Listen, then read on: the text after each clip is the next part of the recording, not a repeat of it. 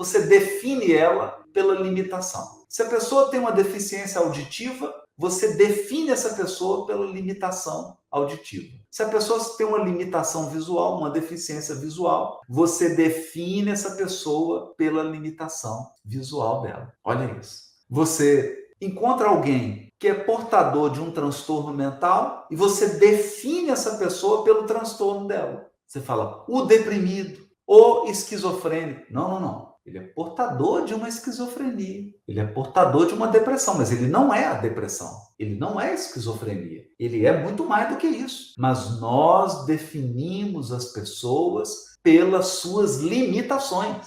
E aí o que acontece? Acontece que nós vamos nos definir também por nossas limitações. Perceberam?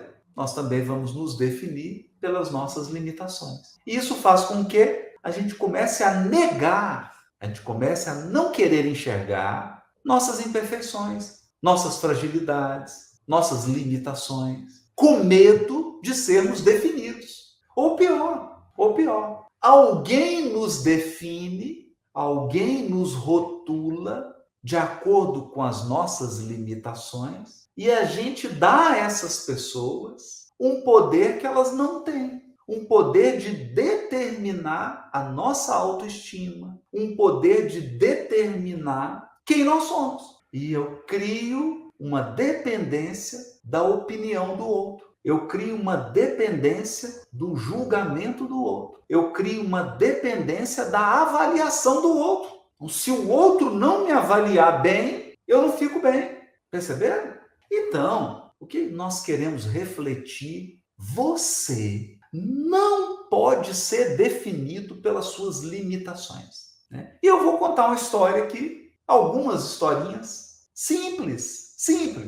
Histórias simples e divertidas para a gente entender isso. Histórias simples e divertidas. Então vamos lá.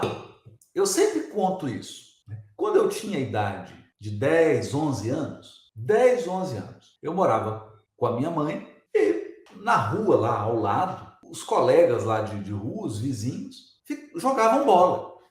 E tinham quatro colegas, que eram até mais velhos do que eu, e eles jogavam muito, jogavam bem demais. Então eles eram mais altos, então eu era magrelinho, né?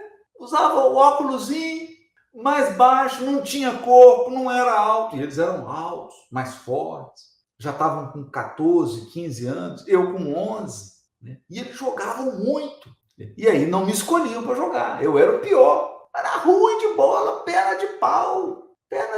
Jogava mal, mas muito mal. Mas para piorar, esses amigos lá da rua, tinham uns dois que dançavam, gente. Dançavam break, dançavam jazz. Foi na época que Michael Jackson lançou o disco dele, né? Thriller, o lançamento do Thriller. Então eles tinham um grupo de dança, eles dançavam demais. Eu não dançava nada.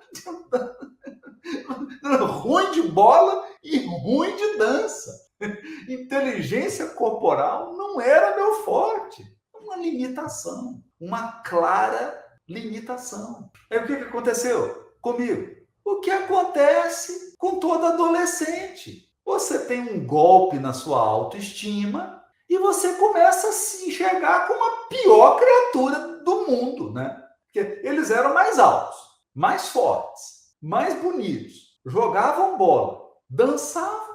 Eu estava lascado, né? Mas veja, olha o perigo disso.